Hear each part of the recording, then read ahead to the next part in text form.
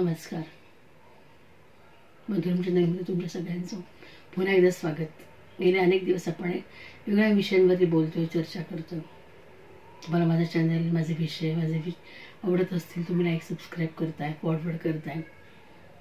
आज थोडंसं बोलणार आहे ते मी वेगळ्या विषयावरती. आता मी तुमच्याशी कम्युनिकेट करते, तुमच्याशी संवाद साधते. म्हणजेच काय की माझ्या मनातले विचार शब्दांच्या माध्यमातून तुमच्यापर्यंत पोहोचतायत. शब्दांच्या माध्यमातून तुमच्यापर्यंत पोहोचतात म्हणजेच शब्दांवर माझी श्रद्धा आहे.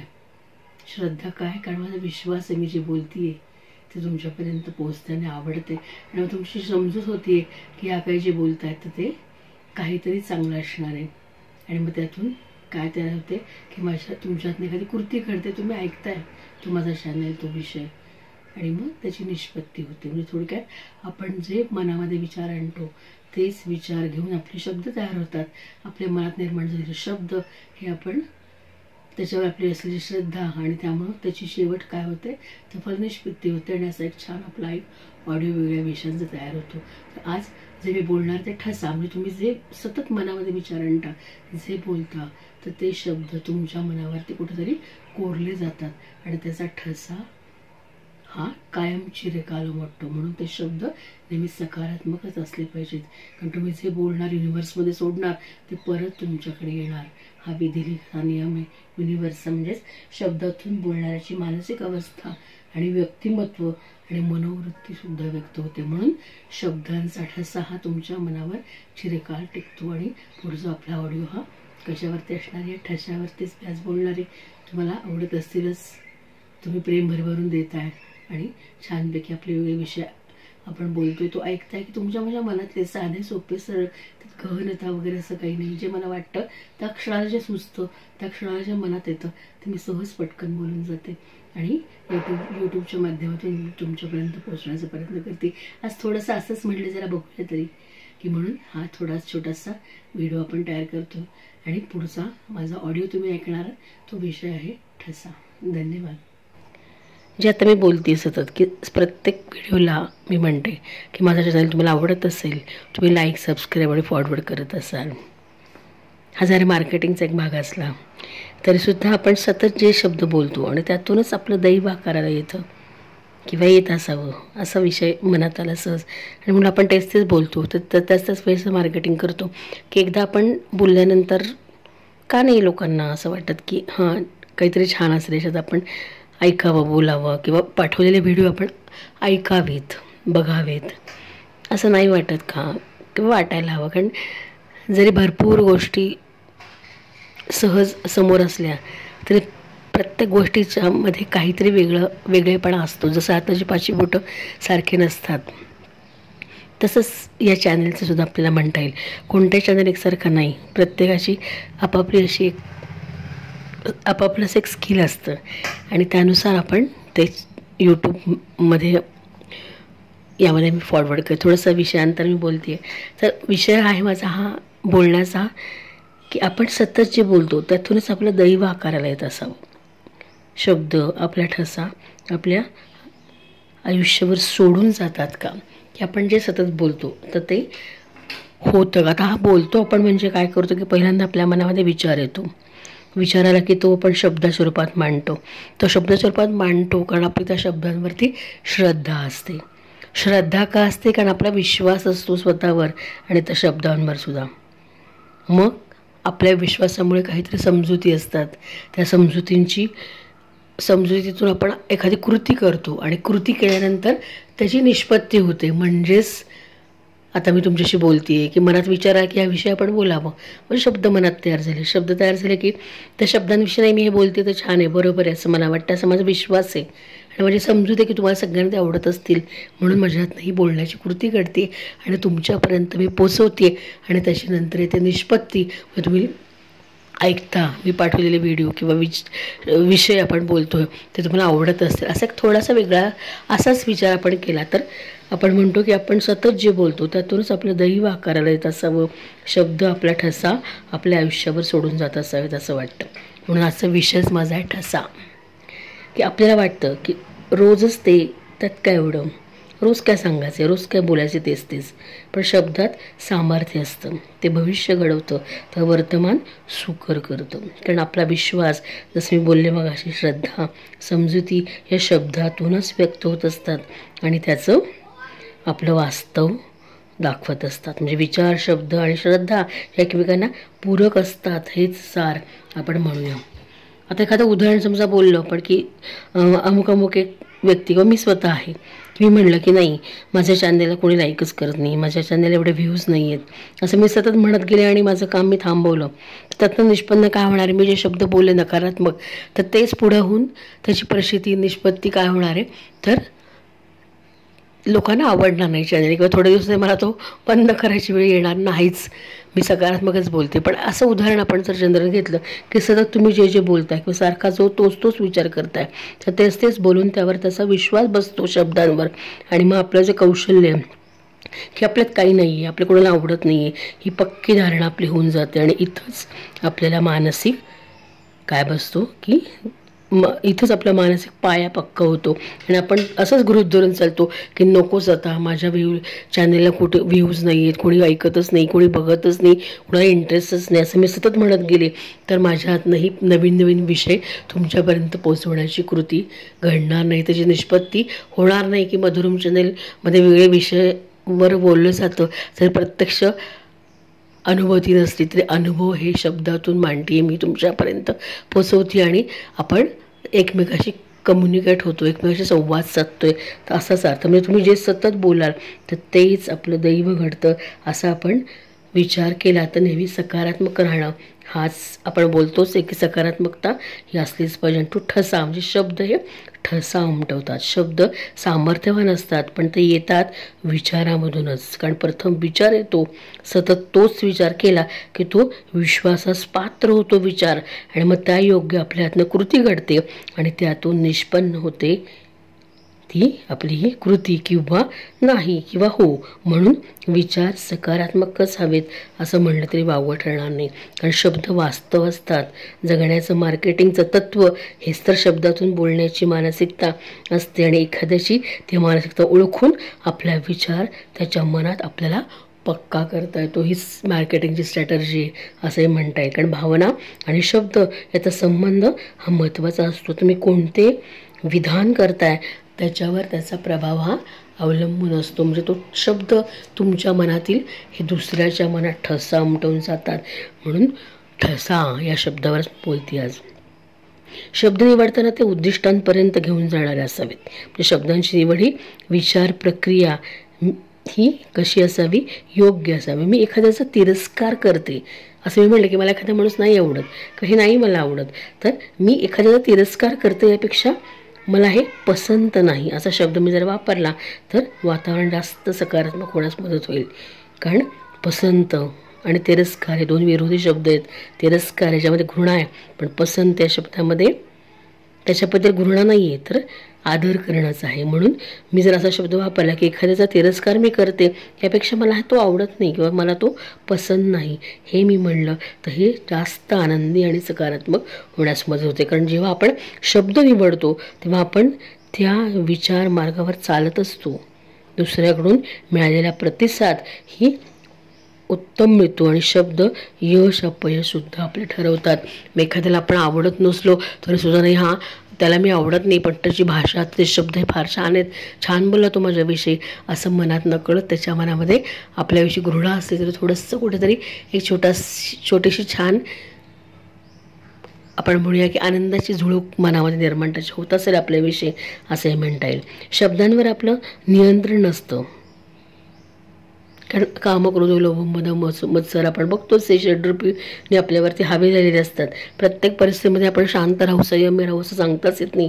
कारण परिस्थितीनुसार आपली व्यक्तींचं मूल्यमापनसुद्धा आपण आपल्या मनामध्ये करत असतो. कारण त्याच्याकडनं मिळालेले अनुभव हे आपली शिदोरी असते आणि त्या शिदोरींचा उपयोग शब्द करतात आणि मग ते मांडले जातात, त्याची कृती होते, निष्पत्ती होते. पण त्याच्यावर नियंत्रण ठेवणं हे आपलं काम आहे. कारण शब्दांवरती नियंत्रण नसतं, फक्त श्रद्धा ठेवणं की ते सकारात्मकच येतील. आपल्या हातात एवढंच आपल्याला म्हणता येईल. त्याची जाणीव होणं महत्त्वाचं असतं. शब्दांचा वापर व्यावसायिक नातेसंबंध, आरोग्य या बाबतीत विचार करताना तुम्ही नीट केला पाहिजे, कारण तुम्ही बोललेला प्रत्येक शब्द तुमचं मन ऐकत असतं.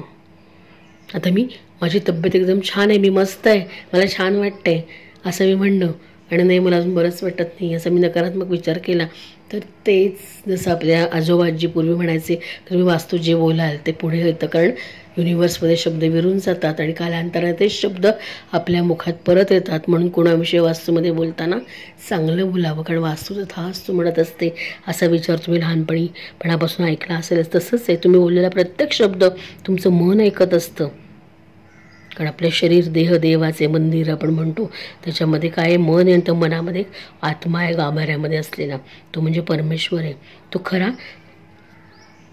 तो खरा करण्यासाठी तेच प्रयत्न नकळत करत राहतं. कोण? आपलं मन. तेव्हा नातेसंबंधात शब्द बोलताना ते सुद्धा सुदृढ असावेत, किंवा सुदृढ असतील तर नातेसंबंध दृढ होतात, किंवा खराब असतील तर ते तुमच्या शब्दांच्या उच्चारावरती अवलंबून असतात. कारण आपलं मन ऐकत असतं. पण प्रत्येक वेळी आपण म्हणून पडतीच बाजू घ्यायची असं नाही. आपण 10 वेळा प्रयत्न केल्यानंतर 11व्या वेळेला जर समोरून प्रयत्नच झाला नाही तर ते नातेसंबंध आपण न ठेवलेलेच बरे असं सुद्धा नकळत आपलं मन सांगतं की एवढा अपमान आपण का करून घ्यायचा. या गोष्टी पण आहेत, किंवा जेव्हा तुम्ही 10 वेळेला एखाद्याच्या समोर जात आहे तेव्हा 11 वेळा त्या माणसाची कृती तुमच्यापर्यंत यायला हवी. त्याला मनामध्ये आपुलकी तुमच्याशी प्रेम निर्माण व्हायला हवं, तुमचा सन्मान त्यांनी करायला हवा. तुमच्या व्यक्ती म्हणून, नात्यापेक्षाही तुम्ही एक माणूस आहात, तुमच्यामध्ये एक परमेश्वर दडला आहे, तर याचा विचार त्यांनी ओघानं करणं गरजेचं आहे. आणि तसं होत नसेल तुम्ही फेकलेल्या शब्दांचा सुद्धा काही उपयोग नाही. म्हणून शब्द सुदृढ असतील तर नातेसंबंध सुदृढ होतात, आणि ते तुमच्या शब्दांच्या उच्चारावर, कारण तुमचं मन ऐकत असतं आणि ते तसंच घडवत राहतं. आता आज मला मगाशी बोलता सहज विचारायला बघता की असं वाटतं आपण हे ठस्यावर का नको या बोलूया, की आपण जे बोलतोय करतो तेच घडतंय सगळं. तर मग कशामुळे घडतंय, तर मी जे बोलते, जे माझ्या मनात मी विचार करते तसंच घडते हे. त्यामुळे ते तसं घडत असेल तर ह्याच्यामागचं कारण काय असेल, म्हणजे आपण बोललेले शब्द, आपल्या मनात आलेले विचार हा प्रत्येक गोष्टीवरती ठसा निर्माण करत असतात, उमटवत असतात. मग पैसा, कामधंदा आपण रोज करतो, तो व्यवसाय, आपलं आरोग्य, या बाबतीत तेच की जे बोललात तेच घडतं. आणि तो शब्दांचा वापर जपून होणं गरजेचं आहे. म्हणजे शब्दशस्त्र आहेत हे सुद्धा तुम्ही पूर्वी ऐकलं असेल. म्हणजे निवड आपल्याच हातात आहे. जेव्हा सतत एकाच भाषेचा शब्दांचा वापर आपण करतो तेव्हा तेच शब्द ठासून आपल्या मनात बसतात आणि त्याचा ठसा उमटतो. निवड आपल्याच हातात असते शब्दांची, कारण आपलं मन ऐकत असतं आपलं बोलणं, वागणं सगळंच. जेव्हा सतत एकाच भाषेचा शब्दांचा वापर आपण करतो तेव्हा तेच शब्द ठासून आपल्या मनात बसतात आणि त्याचा ठसा उमटतो. आता चित्रगुप्त, आपण तुम्ही हेही ऐकलं असेल, चित्रगुप्त आपल्या सगळ्या गोष्टींचा न्यायनिवाडा करतो. अरे चित्रगुप्त म्हणजे काय? आपलं मनच आहे. कारण आपण जे करतो, वागतो, विचार करतो हे सगळं चिनवून आपलं मन करतं, म्हणजेच तो चित्रगुप्त आहे. आपल्या मनातच आपलं मनच चित्रगुप्त आणि तोच आपल्या पाप आणि पुण्याचा हिशोब ठेवतो, असा सुद्धा विचार इथं घेता येईल आपल्याला. चित्रगुप्त दुसरा तिसरा कोणी नसून तोच आपलं मन म्हणजे चित्रगुप्त. कारण आपण आपल्या इतके स्वतःला जास्त ओळखतो तेव्हा दुसरा कोणी आपल्याला ओळखूच शकत नाही तुम्ही कसे आहात ते. त्यामुळे प्रत्येक गोष्टीचा ठसा तुमच्या मनावर उमटतो, मनातून उमटतो, आणि मनातून जे बोलाल तेच तुम्ही व्यक्त कराल. काही घडलेल्या गोष्टींचा पुन्हा विचार करून त्याच सजवत गेल्या मनामध्ये की विचारातून की तेच शब्द उमटतात आणि तीच कृती घडते आणि फलनिष्पत्ती शून्य. हा विचार शब्दांची निवड करताना जोपासला जायला हवा. कारण भूतकाळात घडलेल्या गोष्टी, घटनांचा एखाद्या माणसाला तुम्ही एखादी आयुष्यामध्ये घडलेल्या प्रत्येक गोष्टीची तीच परिस्थिती निर्माण परत होईल याची खात्री देता येत नाही. पण ती स्वीकारून पुढे जाण्यात आणि ते करताना योग्य शब्दांची बोलताना, वागताना निवड करणं आणि त्या शब्दांची निवड करताना तो शब्द जोपासला जावा हे जास्त महत्त्वाचं आहे. म्हणजे आयुष्यात जे मिळवायचं त्या दिशेनं पाऊल पडणं महत्त्वाचं आहे आणि तसंच बोलणं अवलंबून आहे असंही म्हणता येईल. म्हणजे ज्या दिशेने तुम्हाला वाटचाल करायची आहे त्याला प्रोत्साहित करणारे शब्दच बोलातून बोलणं, तुमच्या बोलातून बोलणं महत्त्वाचं ठरेल.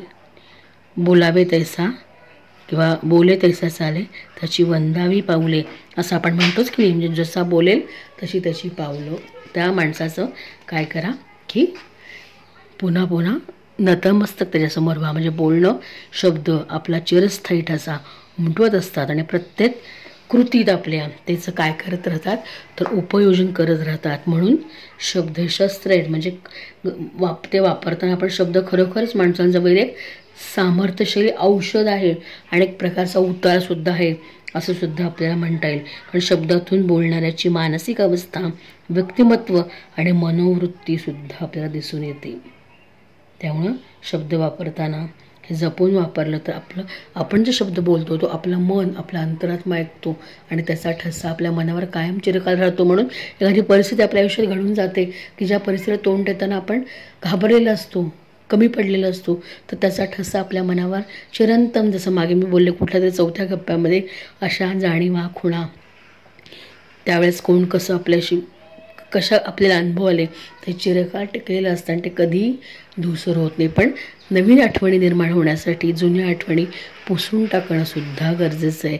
कारण नवीन आठवणींना जागाच राहणार नाही मग. म्हणून जुन्या आठवणी, जुनी माणसं, जुनी व्यक्ती त्यांच्यापासून तुम्हाला प्रचंड काही मानसिक तुमचं मन दुखावलं असेल तर या गोष्टींचा बसलेला ठसा पुसून टाकणं सुद्धा गरजेचं आहे. कारण तरच नवीन शब्दांचा ठसा कायम तुम्ही तुमच्या त्या अनुभवातून, मागच्या भूतकाळात मिळालेल्या अनुभवातून शिकून पुन्हा नवीन शब्दांचा ठसा तुमच्या मनामध्ये निर्माण करून एक सुदृढ आणि एक सक्षम असं नवीन आयुष्य तुम्ही जगाल. कारण आयुष्य एकदाच आहे, पुन्हा पुन्हा नाही, एकदाच संधी. त्यामुळं मस्त आणि आनंदी आणि स्वस्थ राहणं हेच आपल्या हातात. आणि त्यासाठी आपलं मन सतत सकारात्मक ठेवणं, सतत चांगला विचार करणं, चांगले शब्द निर्माण करणं आणि आपली जागा योग्य ठिकाणी योग्य वेळी योग्य ती ओळखून वागणं आणि स्वतःचा स्वाभिमान स्वतःच टिकवत सन्मानाने राहणं आणि दुसऱ्यालाही सन्मानाने ठेवता येणं, ह्या सगळ्या गोष्टी. कारण शेवटी सगळं आपल्या विचारावरतीच आहे, सगळं आपल्या मानसिकतेवरतीच आहे आणि सगळं आपल्यातच आहे. आपण शोधत बसतो दुसरीकडे. कारण मी जर अशी केली, कारण तुम्ही जो विचार करणार तोच तुमचा चिरंतन हाचा ठसा तुमच्याच व्यक्तिमत्वावर उमटणार आहे. दुसरा तिसरा कोणी तुमचं व्यक्तिमत्व घडवणार नाही. हाच चांगला आणि सक्षम विचार जो माझ्या त्याला जो वाटला तो मी इथं मांडण्याचा प्रयत्न केला. म्हणजे ठसा, तुम्ही बोललेले शब्द हे तुमच्या आयुष्यावरती ठसा उमटवत असतात. मग ते कोणतेही असू दे. म्हणून सकाळी उठल्यानंतर आपण हात जोडून पहिल्यांदा कराग्रे वसते लक्ष्मी, करमध्ये सरस्वती, करमलुतो गोविंद, प्रभाते करदर्शनम असं म्हणतो.